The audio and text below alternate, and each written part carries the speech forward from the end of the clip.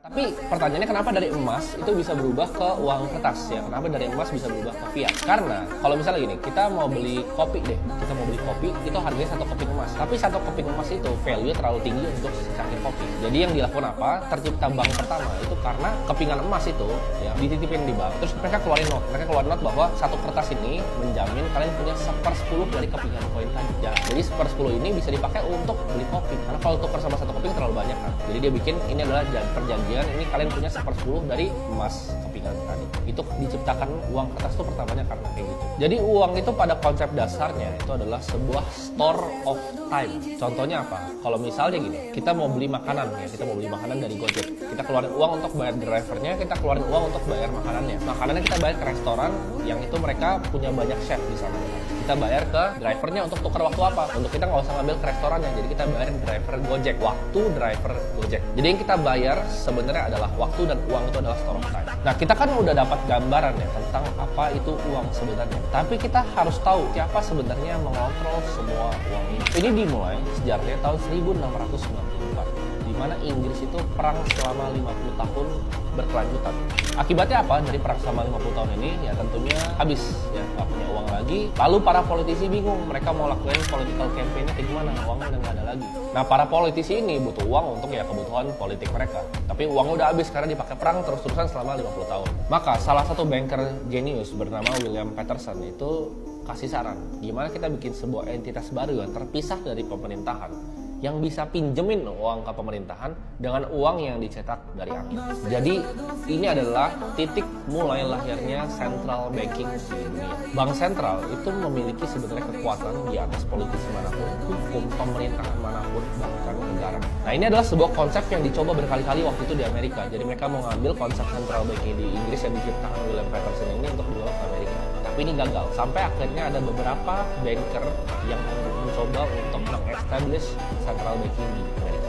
Di tahun 1910, tepatnya bulan Desember, ada 6 orang paling influential di dunia finansial, yaitu ada Paul, ada Nelson Aldrich, ada Frank Vanderlip, Benjamin Strong, Henry Davidson, Charles Norton, dan Abe Andrews. Ini meeting dilaksanakan selama 9 hari lamanya, dan mereka menciptakan namanya The Federal Reserve, atau kita tahu sekarang The Fed. Ini pertemuan dilakukan dengan sangat rahasia, jadi nggak ada satupun reporter yang meliput. Ini 6 orang paling berkuasa di dunia waktu itu ya. Jadi ini 6 orang buat kalian dapat sedikit gambaran seberapa berkuasa 6 orang ini. 6 orang ini punya 1/4 harta satu dunia. Jadi 1/4 harta satu dunia ini cuma dipunya 6 orang ini. Dan mereka ketemu waktu itu di Amerika untuk establish the Federal Reserve System. Nah ini adalah kebohongan yang sebenarnya mereka bawa. Ya, mereka bilang the Federal Reserve ini dibikin untuk menstabilkan ekonomi, untuk menjaga ekonomi dan lain-lainnya ke masyarakat. Tapi yang sebenarnya terjadi adalah apa?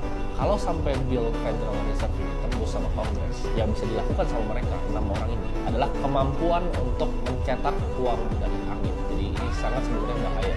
Gak cuma mencetak uang dari angin, tapi meminjamkannya ke pemerintahan Amerika dengan mendapatkan bahkan bunga lagi. Ini sebuah sistem yang menurut gue pribadi itu bisa membuat ketidakstabilan sosial yang sangat tinggi, bisa bikin ekonomi itu dibikin roller coaster. Mereka bisa kapan maupun mereka mau, mereka merubah keputusan mereka untuk market itu turun, untuk market itu naik, untuk ngeprint uang. Jadi semuanya itu mereka yang kontrol dunia ini. Dimana kalau kita perhatiin, setiap krisis orang miskin akan makin miskin dan orang kaya akan makin kaya. Ini akan membuat kesenjangan sosial yang tinggi di semua bagian dari dunia.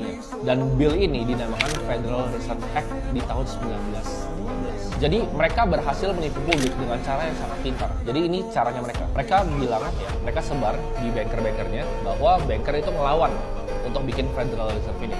Jadi semua bank-bank besar di Amerika ngelawan, bilang, oh kalau ada bank sentral nanti kita semua mati. Nah jadi publik kan sebenarnya publik benci sama para banker kan. Publik benci dengan orang kaya. Jadi publik mikir gini, kalau misalnya para banker ini benci sama Federal Reserve ini, mereka pikir, oh ini berarti ini hal yang baik. Karena banker yang jahat ini benci ini. Jadi Federal Reserve adalah hal yang baik dan akhirnya billnya tembus di Kongres. Jadi mereka pintar banget. Padahal itu semua teman-temannya mereka. Mereka yang orchestrate untuk bikin PR seperti itu di publik. Federal Reserve ya, atau The Fed sampai hari ini adalah entitas paling berkuasa di Amerika. Ini sebenarnya kalian banyak yang salah. Banyak kira Federal Reserve itu satu dengan pemerintahan. Enggak. The Fed ini adalah independent agency.